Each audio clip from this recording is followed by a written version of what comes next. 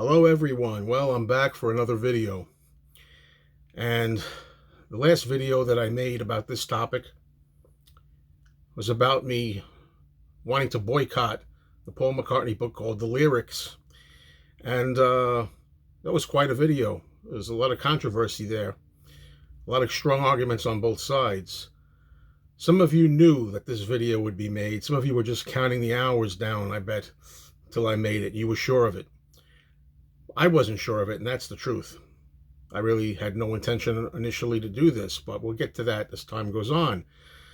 You know, in the comments, and there were many of the comments, there were near 1,000 comments to the last video that I've now deleted because it's a non-issue at this point. And I thank everybody for the comments, pro, con, you know, all the nasty comments, the positive comments, everything. Okay, because it's good to have an open forum and everybody can air their views. But you should have taken my bet, because I did make a bet with some of you. I'll bet you that I'm not going to buy this. And you should have taken that bet because you would have won. So I did pick it up. And some of you will be surprised to see that it comes in this bag here. A tote bag from Barnes & Noble. Paul McCartney. The Lyrics, 1956 to the present. And on the back of this tote bag, we have really wonderful lyrics from Paul, some of my favorite. It was written that I would love you from the moment I opened my eyes. From the song Calico Skies off his excellent album, one of his best, Flaming Pie. Now, I'm not going to show you the inside of the book. I'm going to leave that for a lot of people who are going to make videos. And I'm sure they'll be able to, let me get this out of here. I'm sure they'll be able to satisfy your curiosity, but this is in a beautiful packaging. I read a lot about this book, a lot of positive reviews as far as the actual style of this goes, and actually what's inside. You know, all the eye candy and bells and whistles and stuff like that. But this is as far as I'm going to go showing you about the actual thing. I'm not opening it right now. I want to tell you a few reasons for this and how my decision came to be, all right? Some people are going to think this is a scam, that I deliberately set this up, that I was going to make a video first saying I wasn't going to buy it. And I always intended to make a video after that I did go ahead and buy it. That's not the case at all. I'm always true about it. And I have to live with myself in the end, so I have to be honest. You know, I can live with people who are going to say I caved in, that I have no strength, that I'm weak, whatever. You can say whatever you want. I can live with people saying I've lost all credibility. You know, some people said, you're not going to have any credibility in the future. I have to say, when it comes to me saying I'm not going to buy something and I'm going to give up, and I pick it up, and then I wind up going back and sure enough, I go out, purchase it in the end. My record is 50-50 on that. I have to be honest with myself. I have to be honest with you. And the truth of the matter is, whatever you want to think, oh, he buys everything, oh, he doesn't buy anything, oh, but the truth is I'm 50-50. I have items that I say I'm not going to buy, and then I go ahead and buy them. And there are plenty of items. One of them that comes to mind is the Paul McCartney Egypt Station Massive Suitcase Edition, that I stick to my guns and I don't buy it. I never know exactly which way it's going to go. So 50-50 is the average on that. I can live with what people say about me, but what I can't live with is looking at myself in the mirror and lying to myself. You know, I could have very well said, just to save face, which I don't do, I could say, you know what, my girlfriend bought me this book. Or a friend, somebody who watched my channel, some anonymous person sent me this book. I didn't buy it. I held fast. No, I decided at the last moment or so to get the book. And I pride myself on considering angles from all kinds of opinions. Some comments that were made in my last video were good arguments. Some people made lousy arguments, and some people made really good, strong arguments of why it would be important to have this book, even though I still have some issues with Paul McCartney and things he's been doing lately and things he's been saying lately. And one of the things that really moved me was a few people said words to this effect, and it's coming from my mind. I'm paraphrasing. Some people said things like, Joe, I've been watching your channel for a long time, for many years, and I've always loved it, and I still love it, and I'm not gonna stop watching it. However, I got to tell you, in all honesty, my friend, I think you're doing a disservice to yourself by not having this item, because you're a big collector, you have all things Beatles related, and this is very important. Even with the flaws in this book, there are some positives. I've heard a lot of things about how many wonderful unseen previous photos there are in it, previously unseen materials, artwork, notes, all kinds of really gorgeous stuff in the book.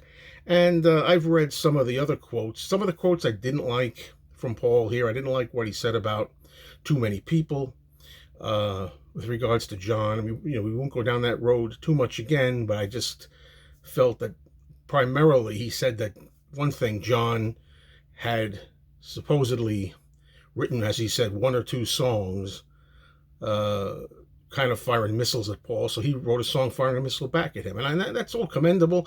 I get it. He was probably thinking about the Rolling Stone interview or some interviews that John did where he said nasty things to Paul. But as far as actual on the record, making things in song, putting it out as music, Paul did that first with too many people, not John. So that's wrong.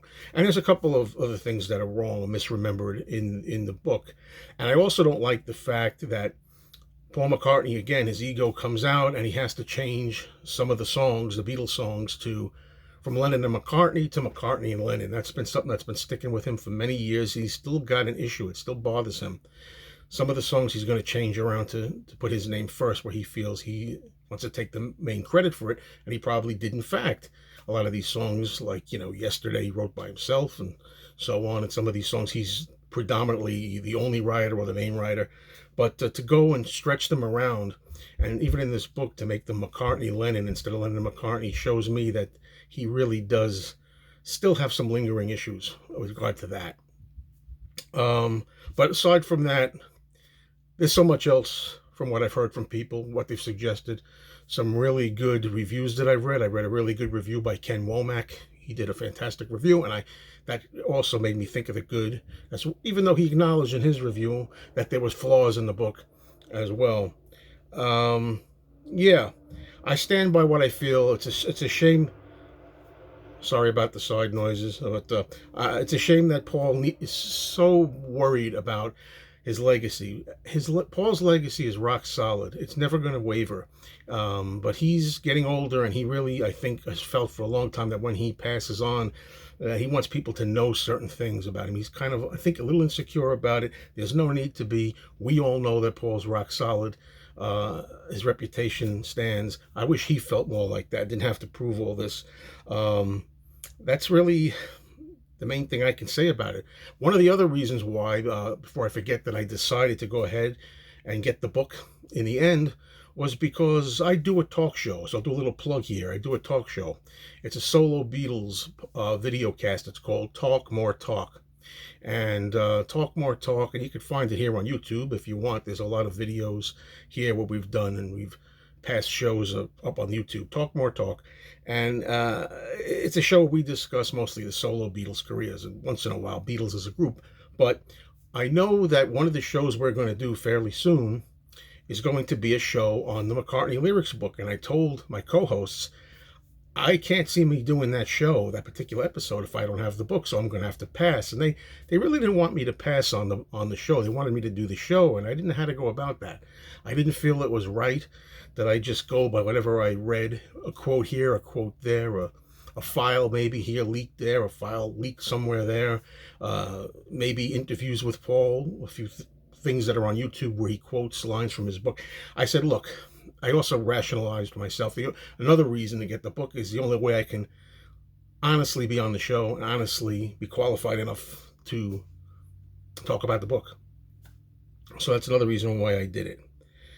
So I don't have that big an ego as some Paul arguably may or may not. So I decided I really don't care. We talked about missiles earlier. Missiles at Paul, missiles back at John, missiles at me, whatever. I'm very happy with my decision. So glad I decided to drop my so-called silly pride, as Ralph Cramden might say, on the Honeymooners, and go ahead and purchase this book. So, two books here. Paul McCartney, the lyrics A to K, L to Z. And I'm looking forward to concentrating on the good, because at the end of the day, a lot of works are flawed. Most of the stuff can be said to be flawed that I have here. Not everything is perfect 100%. And at the end of the day, right or wrong, this is Paul's record of some of his greatest works and some of his lesser known works. And I really should really pay attention to that and have that in my collection. Thanks, everybody.